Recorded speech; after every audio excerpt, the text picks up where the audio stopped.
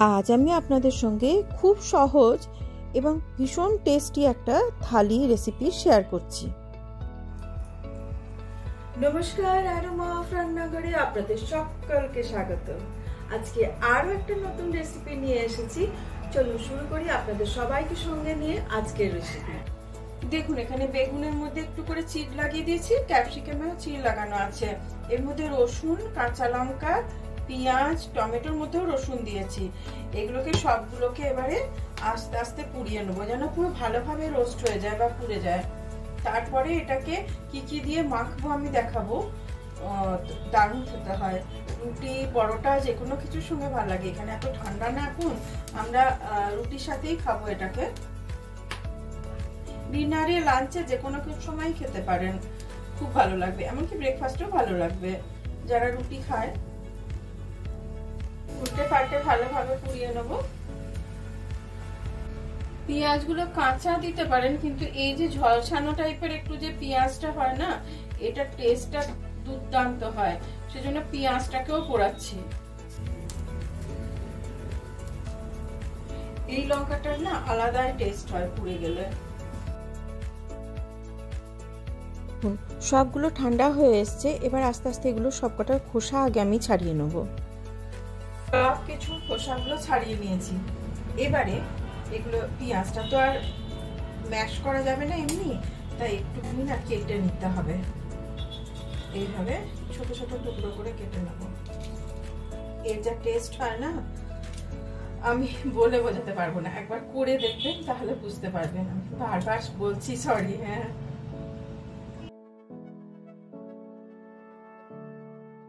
এই যে ক্যাপসিকাম গুলো, এইগুলোকেও একটু করে কুচিয়ে দিচ্ছি। এতে সেই ওই আমি লঙ্কার আচার বানিয়েছিলাম, সেই লঙ্কা সব খাওয়া হয়ে গেছে, তার একটুখানি মশলা বেঁচে আছে, সেই মশলা একটু দিলাম, আর স্বাদ মতো নুন, আর সামান্য একটু কাঁচা সর্ষের তেল দেবো। সর্ষের তেল যদি না খান, তাহলে তার বদলে যে তেল পছন্দ করেন সেই তেল দেবেন। এইবারে এটাকে খুব ভালো করে ম্যাশ করে নেব।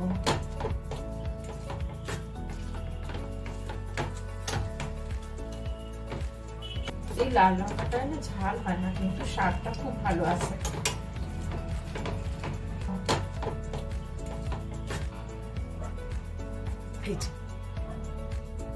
দেখুন, আমি এখানে একটু আটা আর এটা হচ্ছে মাকাইয়ের আটা মিশিয়ে নিচ্ছি, নিয়ে এটা দিয়ে আজকে রুটিটা করব।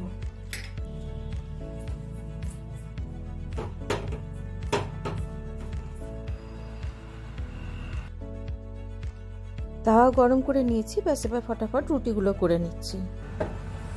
সব রুটিগুলো একসঙ্গে এখন করব না, নাহলে ঠান্ডা হয়ে যাবে। পরে বাকি রুটিগুলো করব, দু চারটে আগে করে নিই। এবারে আমি আগে থেকে মুসুর ডাল আর একটু পালং শাক সেদ্ধ করে রেখেছিলাম, কিন্তু সেই ডালটাতে তরকায় কি কি দেবো সেইগুলো আপনাদের সঙ্গে আগে দেখিয়ে নিই। দেখুন, পেঁয়াজ, টমেটো, কাঁচা লঙ্কা আর 1 কোয়া রসুন রেখেছি, আর তেল আমি দিয়ে দিয়েছি কড়াইয়ে। তেলটা গরম হোক। এবার এতে একটুখানি জিরা আর একটু সেই রাই সর্ষে দেবো ফোড়নে। জিরা আর একটু সর্ষে দিয়ে দিলাম। দেখুন, জিরে আর রাই ক্র্যাক করছে। এবার এই বাকি যে জিনিসগুলো কেটে রেখেছিলাম সেগুলো দিয়ে দিলাম তেলে।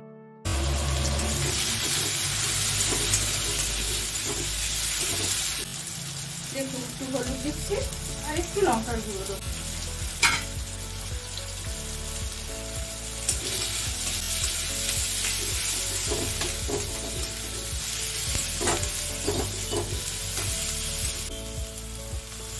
এখানে দেখুন, পালং শাক আর মুসুর ডাল আগে থেকে আমি সেদ্ধ করে রেখে দিয়েছিলাম।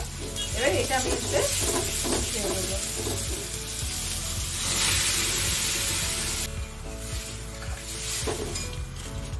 সামান্য টেস্টটাকে ব্যালেন্স করার জন্য একটু চিনি দেবো, আর ডালের মধ্যে আগে থেকে নুন দেওয়া আছে। দেখুন কিরকম হয়েছে। এই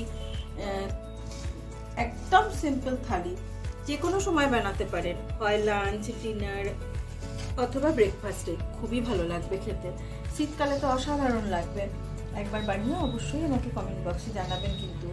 আর যদি রেসিপি ভালো লেগে থাকে তাহলে প্লিজ একটা লাইক শেয়ার আর সাবস্ক্রাইব করবেন। সঙ্গে থাকার জন্য অনেক অনেক ধন্যবাদ।